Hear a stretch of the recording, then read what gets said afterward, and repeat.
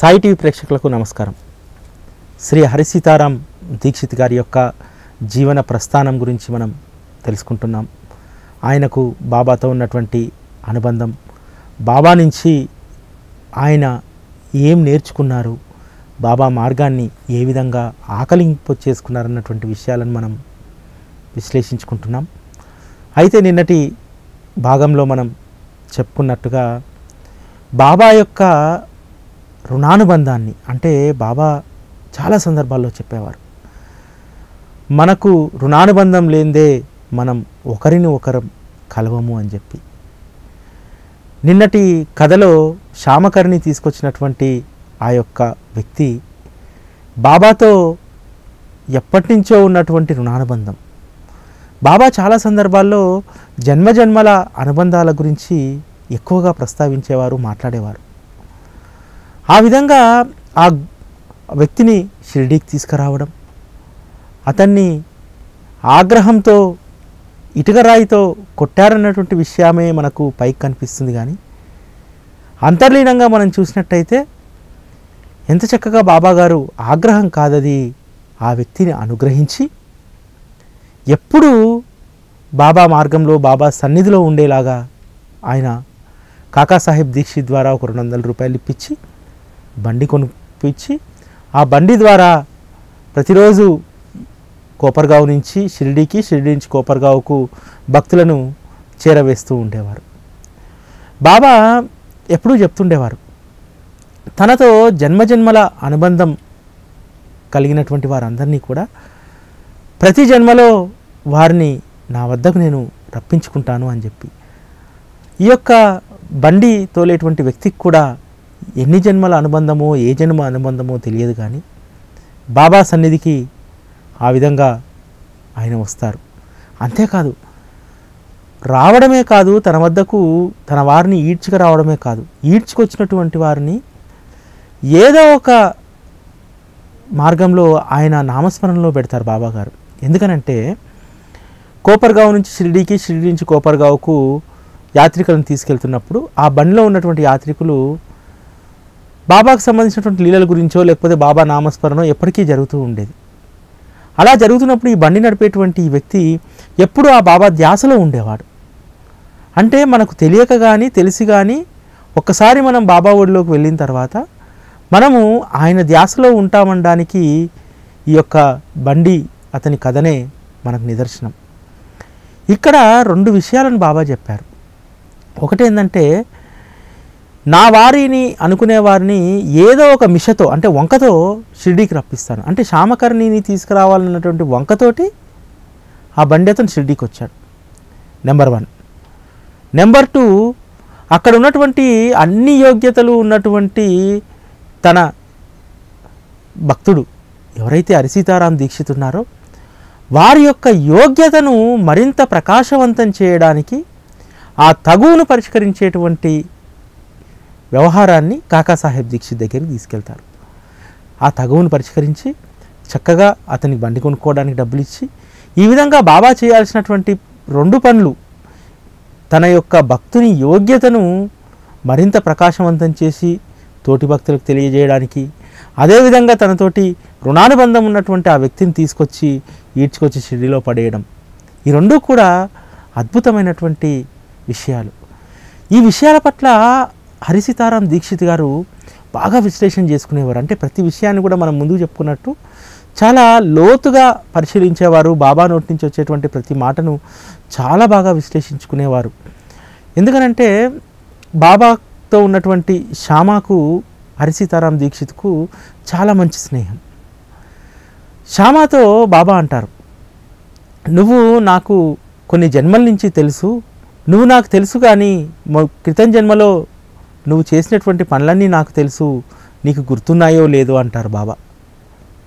ఎందుకంటే మనం మానవులం కాబట్టి జన్మ తీసుకుంటూ ఉంటాం. ప్రతి జన్మలో జరిగేదాన్ని మరో జన్మకు మనం దాన్ని గుర్తుపెట్టుకునేటువంటి అంత శక్తి కానీ, అంత సామర్థ్యం కానీ, ఆ యోగ్యత కానీ మనకు ఉండదు. అదేవిధంగా బాబా ఆయనే పరమాత్మ కాబట్టి, పరబ్రహ్మ కాబట్టి ఆయనతో గత జన్మల్లో ఉన్నటువంటి వారి యొక్క మొత్తం విశేషాలు ఆయనకు తెలుసు. అందుకనే శ్యామను ఎప్పుడూ అంటారు, అరే నీది నాది జన్మజన్మల అనుబంధం శ్యామ, అని చెప్పి. కాబట్టి ఈ విధంగా బాబా చెప్పేటువంటి జన్మజన్మల సంబంధాన్ని బాగా విశ్లేషించుకునేవారు. ఎందుకనంటే మామూలుగా సాధారణంగా బాబా ఏదో ఒక మాట అనేసి లేకపోతే ఏదో ఒక సంఘటనలో అంతటితో వదిలేసేవారు కాదు. ప్రతిసారి ఏదో ఒక దాన్ని ఆయన ఆ రుణానుబంధానికి సంబంధించినటువంటి దాన్ని చెప్తూ ఉండేవారు. దాన్ని కాకాసాహెబ్ దీక్షిత్ గారు చాలా చక్కగా విశ్లేషించి భక్తులందరికీ చెప్పేవారు. మీ అందరికీ తెలుసు, సచరిత్రలో మనం చదువుతాం. కపర్తే భార్య ఆవిడ బాబా గారికి ఈ నైవేద్యం పళ్ళెం తీసుకెళ్తే ఆ నైవేద్యం పళ్ళాన్ని అన్ని పళ్ళాలు ఉన్నప్పటికీ ఆ పళ్ళాన్ని దగ్గర తీసుకొని బాబా చాలా ఆతృతగా తినేవారు. శ్యామ చాలా సందర్భాల్లో అనేవారట, ఏంది బాబా ఇన్ని పళ్ళాలు ఎంతోమంది మీకు తీసుకొచ్చి ఇక్కడ పలహారాలు పెడితే మీరు కపర్దే గారి భార్య పళ్ళెంలోని పదార్థాలని మీరు తింటున్నారు ఎందుకు అని. మామూలుగా బాబాగారు నవ్వు ఊరుకోవడమో లేకపోతే ఇంకోటి చేస్తే ఆ విషయం ఎవరికి అర్థమయ్యేది కాదు. కానీ బాబాగారు చాలా సందర్భాల్లో చాలా నమ్మకర్భంగా మాట్లాడతారు. ఆ మాటల్ని కాకాసాహెబ్ దీక్షిత్ గారు చాలా చక్కగా విశ్లేషిస్తారు. బాబాగారు ఎంత చక్కగా చెప్తారంటే గత జన్మ వృత్తాంతాలను వాటి గురించి, కపర్తే భార్య గురించి చెప్తారు. ఈవిడ గత జన్మలో ఒక బ్రాహ్మణుడి ఇంట్లో గోవుగా జన్మించింది, అంతకుముందు ఒక తోటమాలి ఇంట్లో జన్మించింది, అంతకుముందు ఒక క్షత్రియ కుటుంబంలో జన్మించింది. చాలా జన్మల తర్వాత మళ్ళీ ఈవిడ నాకు ఈ జన్మలో నాతో కలిసింది. ఆవిడ పెట్టే భోజనాన్ని తృప్తిగా తినేనియండ్రా నాయన అంటాడు. అంటే బాబా చెప్పినటువంటి ఈ వృత్తాంతాన్ని అంటే కాకాసాహెబ్ దీక్షిత్ గారు చాలా చక్కగా విశ్లేషిస్తారు దీన్ని. అంటే బాబా ఎవరిని దగ్గరికి తీసినా, ఎవరి పళ్ళెంలో నుంచి ఆహార పదార్థాలు తీసుకున్నా, ఎవరిని పక్కన కూర్చోబెట్టుకొని సహభక్తి భోజనం చేసినా, ఎవరిని షిరిడీకి ఈడ్చుకొచ్చినా ఖచ్చితంగా అది జన్మజన్మల రుణానుబంధం మాత్రమే అని చెప్పి కాకాసాహెబ్ దీక్షిత్ గారు పరిపూర్ణంగా నమ్ముతారన్నమాట. అందుకనే ఆవిడ పళ్ళెంలో నుంచి చాలా ఇష్టంగా బాబా సాంజా తినేవారు. అదేవిధంగా మనకి ఇంకొక సంఘటన సచరిత్రలో చదువుతాం. ఈ సంఘటన గురించి కూడా కాకాసాహెబ్ దీక్షిత్ గారు చాలా చక్కగా విశ్లేషిస్తారు. మామూలుగా బాబాగారు బయటికి వ్యాహ్యాలకి వెళ్ళి వస్తున్నప్పుడు ఒక మేకల గుంపులో నుంచి 2 మేకలను తీసుకొని వాటిని మామూలు ధర కంటే ఎక్కువ ధర చెల్లించి వాటిని కొనుగోలు చేసి వాటికి పల్లిపప్పులు అవన్నీ తీసుకొచ్చి చాలా చక్కగా తినిపించి వాటిని మళ్ళీ ఆ యజమానికే ఇచ్చేస్తారు. మామూలుగా మనం లౌకికంగా ఆలోచిస్తే అసలు ఏంది బాబా రూపాయికి కొనాల్సినటువంటి మేకను 2 రూపాయలకు కొన్నాడు, కొనడమే కాకుండా వాటికి మంచిగా చక్కగా మర్యాదలు చేసి పప్పు పెట్టి అది పెట్టి మళ్ళీ అదే మందలో అదే యజమానికి అప్పగించేశాడు, ఇదేంది వెర్రిబాగులతనం అని చెప్పి మనం అనుకునేవాళ్ళం మామూలుగా అయితే. కానీ బాబా అక్కడ చాలా చక్కగా చెప్తారు, వీరు ఈ 2 మేకలు కూడా గత జన్మలో అన్నాదమ్ములు, ఒకరిపైన ఒకరు అసూయతో ఈర్ష్యతో తగవులాడుకొని చనిపోతారు, తర్వాత ఈ జన్మలో మేకలుగా జన్మించారు, ఇకనైనా బుద్ధిగా ఉండండి అని చెప్పి వాటిని పలకరించి వాటికి హితం చెప్పాను. ఎన్నో జన్మల తర్వాత మళ్ళీ కలిశాయి కాబట్టి వాటికి కాస్త వాటిని నెమరి వాటి మనసుల్ని ప్రశాంతత చేకూర్చాను అంటారు బాబా. అంటే ప్రతి జీవిలోనూ ఉన్నటువంటి ఆత్మ ఒకటే అని చెప్పడానికి బాబా అనేక రకాలైనటువంటి ఇటువంటి సంఘటనలు. కాబట్టి కాకాసాహెబ్ దీక్షిత్ గారు ఎందుకు షిరిడీకి వచ్చేటువంటి ప్రతి భక్తుల్ని ఎందుకు అంత గొప్పగా అంత మర్యాదగా చూసేవారు, ఎందుకు ఆయన వాడలో అందరికీ ఆశ్రయం కల్పించాలనుకునేవారంటే షిరిడీకి వచ్చేటువంటి ప్రతి భక్తుడు కూడా బాబాతో ఎన్నో జన్మల నుంచి రుణానుబంధం ఉన్నటువంటి వ్యక్తులు, జన్మజన్మల అనుబంధం ఉన్నటువంటి వ్యక్తులు. అందులోనూ బాబా చెప్పారు కదా, నా వారిని అనుకున్నటువంటి వారిని ఏదో ఒక మిషతో ఇక్కడ రప్పిస్తానని చెప్పి ఆ మాటను పరిపూర్ణంగా కాకాసాహెబ్ దీక్షిత్ గారు విశ్వసించేవారు. అందుకనే ప్రతి ఒక్కరిని కూడా ఎంతో ఆప్యాయంగా పలకరించేవారు, ప్రతి ఒక్కరిలో కూడా సాయిని దర్శించేవారు. నిజంగా అటువంటి చక్కటి సుగుణం మనందరిలో కూడా రావాలి. ఎందుకంటే మనం బాబా భక్తులుగా మనందరం కూడా బాబాను పూజిస్తున్నాం. మామూలుగా బాబా గుళ్ళో కలిసినప్పుడు మొదటిసారి మనకు స్నేహం ఏర్పడ్డప్పుడు మనం చాలా చక్కగా బాబా బంధువులుగా, బాబా కలిపినటువంటి మిత్రులుగా ఉంటాం.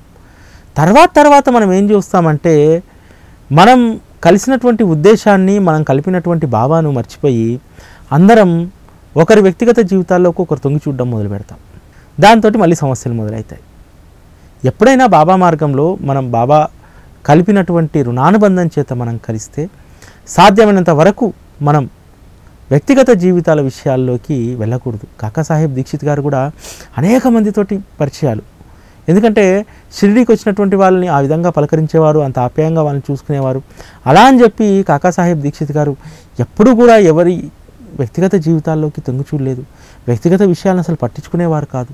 మనం గత భాగంలో మాట్లాడుకున్నట్టు ఎవరైనా సరే ఇంకొకరిని నిందిస్తుంటే బాబా చెప్పినటువంటి దాంట్లో నుంచి చాలా చక్కగా వారికి చెప్పేవారు, మీరు ఎందుకు ఒక వ్యక్తిలో ఉన్నటువంటి దుర్గుణాలను చూస్తున్నారు? వారిలో కూడా ఒకటో రెండో సుగుణాలు ఉన్నాయి, వాటిని చూడండి. అవి ఆ వ్యక్తికి తెలిసేలాగా ఆ సుగుణాలను మీరు ఎలివేట్ చేయండి, ఆ సుగుణాలను అర్థమయ్యేలాగా చెప్పండి.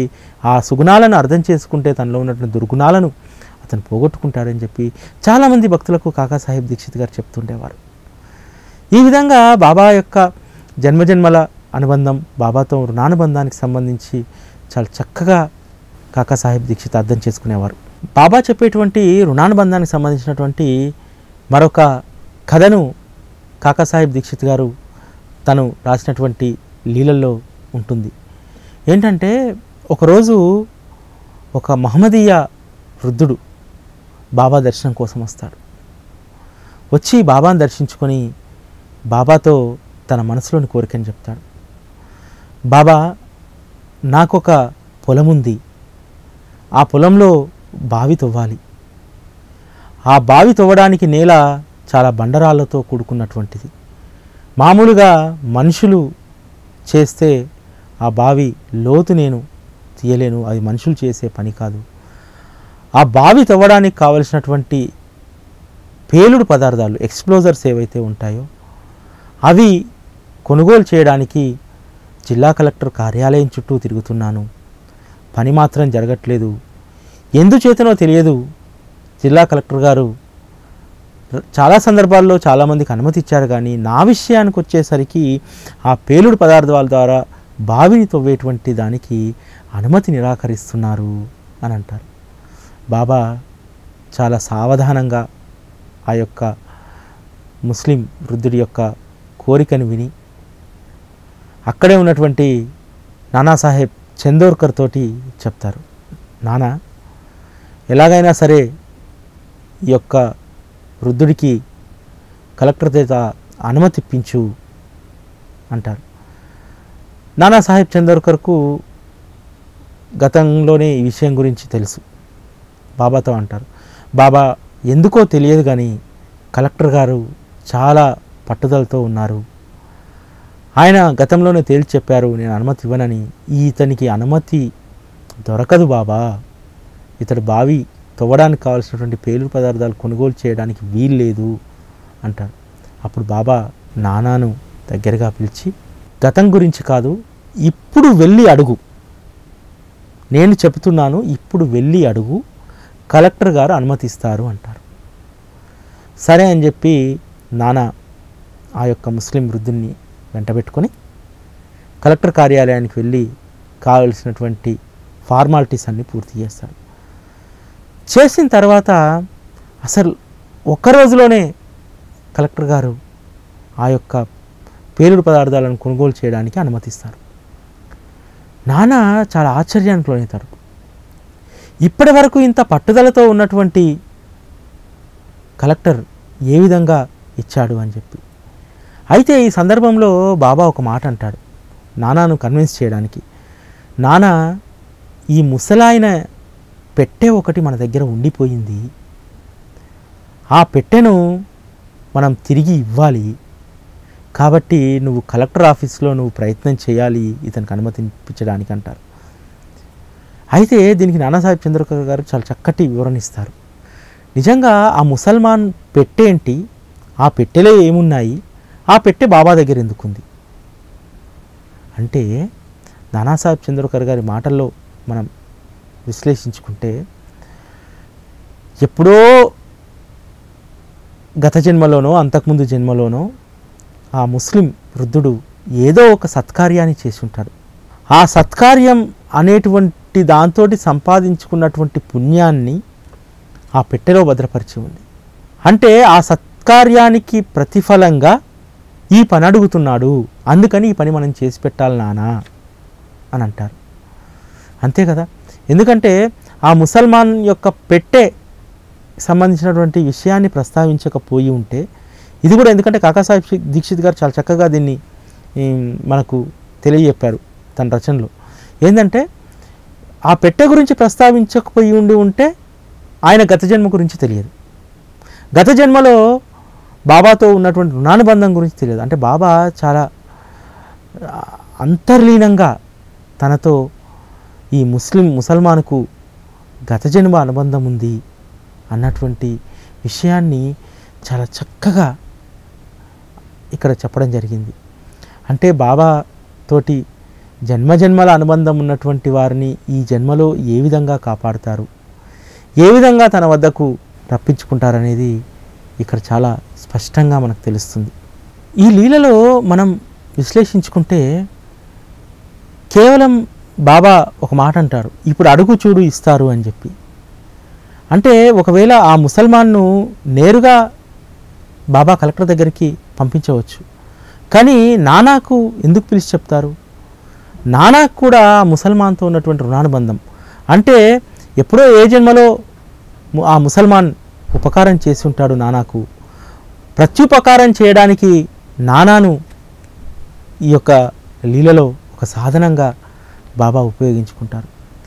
ఆ విధంగా బాబాకు సంబంధించినటువంటి దాంట్లో రుణానుబంధం, అదేవిధంగా బాబాకు కోపం రావడం, ముఖ్యంగా బాబాకు కోపం రావడం. ఇప్పుడు మనం మొత్తం ఈ లీలల్ని కనుక బాబా రుణానుబంధానికి సంబంధించినటువంటి లీలల్లో మనం విశ్లేషించుకుంటే, ఒక బండివాడిపైన కోపం వచ్చి ఎందుకు ఇటుకరాయి లేచింది, ఆ ఇటుకరాయి లేవడం వెనకాల, ఆ గాయం కావడం వెనకాల అతనికి ఎంత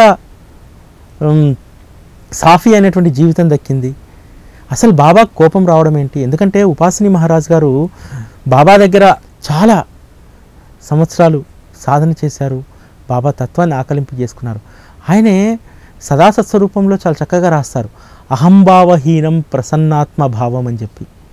అసలు ఆయన కోపం ఎందుకు వస్తుంది? కాకపోతే ఏంటంటే ఆ కోపం కూడా మనం ఒక ఆశీర్వాదంగా తీసుకోగలిగితే.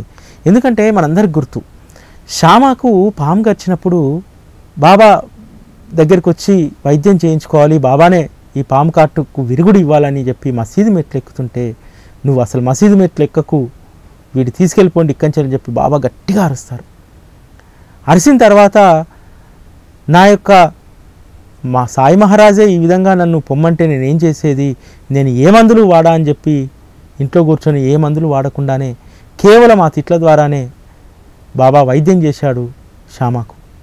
అదేవిధంగా ఎక్కడో ఉన్నటువంటి భీమాజీ పాటిల్ను తీసుకొచ్చి బాబా స్వప్నంలో ఆ ఛాతిపైన ఆ బండరాలతో కొట్టి ఆ క్షయవ్యాధిని నివారించి తన యొక్క రుణానుబంధాన్ని అసలు మోసుకొస్తూనే, మామూలుగా క్షయవ్యాధితో ఉన్నటువంటి పాటిల్ను, భీమాజీ పాటిల్ని మోసుకొస్తుంటే ఈ దొంగని ఇక్కడికి ఎందుకు తీసుకొచ్చారని అంటాడు. ఆ దొంగ అన్నది ఎవరిని? ఆ రోగాన్నా, లేకపోతే ఆ భీమాజీ పాటిల్లో ఉన్నటువంటి అంతర్గతంగా ఉన్నటువంటి ఒక దుర్గుణాన్న అనేది మనం ఆలోచించుకోవాలి. అన్న తర్వాత నువ్వు తప్ప ఇంకొక దిక్కు లేదు, నువ్వే నన్ను నా క్షయరోగాన్ని నివారించాలని చెప్పి బాబాను ప్రాధాయపడితే, బాబా చక్కగా వైద్యాన్ని చేసి, అంటే ప్రత్యక్షమైనటువంటి వైద్యం కాదు, స్వప్నంలోనే వైద్యం చేసి ఆయన క్షయవ్యాధిని నివారిస్తాడు. ఈ విధంగా బాబాకు సంబంధించినటువంటి రుణానుబంధం ఉన్నటువంటి వాళ్ళందరినీ కూడా ఏ విధంగా తన వద్దకు తెచ్చుకుంటాడు, ఏ విధంగా వారిని రక్షిస్తాడు అనే దానికి అనేక రకాలైనటువంటి ఉదాహరణలు. అందుకనే కాకాసాహెబ్ దీక్షిత్ గారు ఈ రుణానుబంధం అనేటువంటి దాన్ని చాలా చక్కగా విశ్వసించేవారు. ఆ రుణానుబంధం చేత తన వద్దకు వ్యక్తిగతంగా వచ్చినటువంటి వాళ్ళను, బాబా దగ్గరికి వచ్చినటువంటి వాళ్ళను అదే దృష్టిలో చూసేవారు. జన్మజన్మల అనుబంధాన్ని గురించి బాబా చెప్పినటువంటి ప్రతి మాటను ఎప్పుడూ మననం చేసుకుంటూ ఉండేవారు శ్రీ కాకాసాహెబ్ దీక్షిత్ గారు. మనం ఇంతకుముందు చెప్పుకున్నటువంటి ఆ ముస్లిం వృద్ధుడి యొక్క కథను మరొక్కసారి మనం విశ్లేషించుకుంటే చాలామంది మనం ఈరోజు కూడా అనుకుంటాం, అసలు మనం బాబాను 365 రోజులు మనం ప్రార్థిస్తున్నాం. నేను దాదాపు సంవత్సరానికి ఒక 2-3 సప్తాహ పారాయణలు చేస్తాను, బాబా నామం చేస్తాను. అయినా సరే బాబా నాకంటే కూడా మామూలుగా ఒకసారి గుడికి వెళ్ళి నమస్కారం పెట్టుకొచ్చుకునేటువంటి సుబ్బారావు గారికి బాగా మేలు చేస్తున్నారండి అంటారు. దీని నుంచి మనం అర్థం చేసుకోవాల్సింది ఏంటంటే, ఆ సుబ్బారావు గారి యొక్క గత జన్మ యొక్క పుణ్యాలను బట్టి, వారు చేసినటువంటి సుకర్మలను బట్టి, మనకు బాబా గారు ఇక్కడ చెప్తారు కదా, అతనికి సంబంధించిన పెట్టేదో మన దగ్గర ఉండిపోయింది అని చెప్పి, ఆ విధంగా మనం చేసుకున్నటువంటి పుణ్యాల మూట, సుకర్మల మూట అక్కడ ఉండిపోతే ఖచ్చితంగా ఈ జన్మలో మనం ఏ స్థితిలో ఉన్నప్పటికీ ఆ యొక్క ఫలితాన్ని బాబా మనకిస్తారు. అంతే తప్ప మనం 365 రోజులు ఆయనను పూజించడం వల్లనో, సప్తాహ పారాయణలు చేసినంత మాత్రానో ఇవి మాత్రమే ప్రామాణికం కాదు. అయితే మనం చాలా సముద్రం నడి ఒడ్డున మునిగిపోతూ ఉండేటువంటి పాపకర్మలు చేసి ఉంటే బాబా మార్గంలోకి వచ్చి ఆయన నామాన్ని స్మరించడం చేత కేవలం ఆ నడి సముద్రంలో నుంచి తీసి మన మోకాళ్ళ వరకు తడి ఉండేలాగా చేస్తాడు. కానీ మనల్ని ఆ నడి సముద్ర సుడిగుండంలో ఆయన కొట్టుకుపోనివ్వడు. ఎందుకంటే సద్గురు పాదాలను ఆశ్రయించినటువంటి వాళ్లకు అందరికీ అనుభవమే. కాకపోతే ఏంటంటే, మాకు ఆర్థికంగా ఉన్నతంగా లేదండి, లేకపోతే ఇంకొక సమస్య అంటే, ఈరోజు కనీసం మనం బాబా మార్గంలో ఉన్నాం కాబట్టి ఈ విధంగా మనం తృప్తిగా సంతోషంగా బతుకుతున్నామనేటువంటి తృప్తితో మనకు ఉండాలి. ఖచ్చితంగా అందరికీ అన్ని రకాల సమస్యలు ఉంటాయి. అయితే ఆ సమస్యల నుంచి బయటపడడానికి, అందుకోసం మనం సుకర్మలు చేయడానికి ప్రయత్నం చేయాలి తప్ప, మాకు పక్క వాళ్ళకు బాగా బాబా చూస్తున్నారండి, బాబా కృప బాగుందండి, మాకు మాత్రం లేదనేటువంటి దాంతో ఉంటే నిజంగా అది బాబా మార్గంలో సరైనటువంటి పద్ధతి కాదు. ఎందుకంటే కాకాసాహెబ్ దీక్షిత్ గారి జీవన ప్రస్థానాన్ని మనం విశ్లేషించుకుంటున్నాం. మరి కాకాసాహెబ్ దీక్షిత్ గారు ఏమనుకుని ఉండాలి? ఆయనకు బాబా పెట్టిన పరీక్షల ముందు మన జీవితం ఎంత? వత్సల చనిపోతే ఏమాత్రం కుంగిపోకుండా, ఎందుకంటే వత్సల అంటే చాలా ప్రాణం, ఏకైక కుమార్తె, చాలా అందగత్తే, అపురూపంగా ఉండేది, అపురూపంగా చూసుకునేవారు దీక్షిత్ గారు. అయినా సరే తన సద్గురు నిర్ణయానికే వదిలేశాడు తప్ప ఏ రోజు బాబాను నిందించలేదు. అందరూ అప్పటి వరకు ఎంతో కీర్తి ప్రతిష్టలు ఉండి అందరూ లేచి నమస్కారం పెట్టేటువంటి హోదా ఉన్నప్పటికీ ఆ హోదాను విడిచి వచ్చిన తర్వాత ఆ హోదా పోయి కనీసం ఇంటికి గతంలో ఒక 10 మంది వచ్చి పలకరించే వాళ్ళు ఒక్కరూ వచ్చి పలకరించకపోయినా ఎప్పుడూ తన యొక్క విశ్వాసాన్ని సడలించుకోలేదు దీక్షిత్ గారు. ఇంకా విశ్వాసాన్ని బలపరుచుకున్నారు బాబా పట్ల.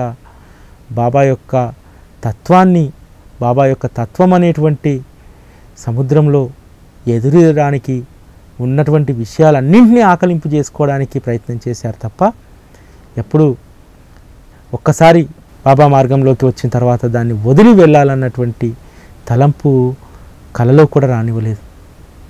అందుకనే కాకాసాహెబ్ దీక్షిత్ గారు మనందరికీ ఎంతో ఆదర్శపరమైనటువంటి సాయిబాబా భక్తులు.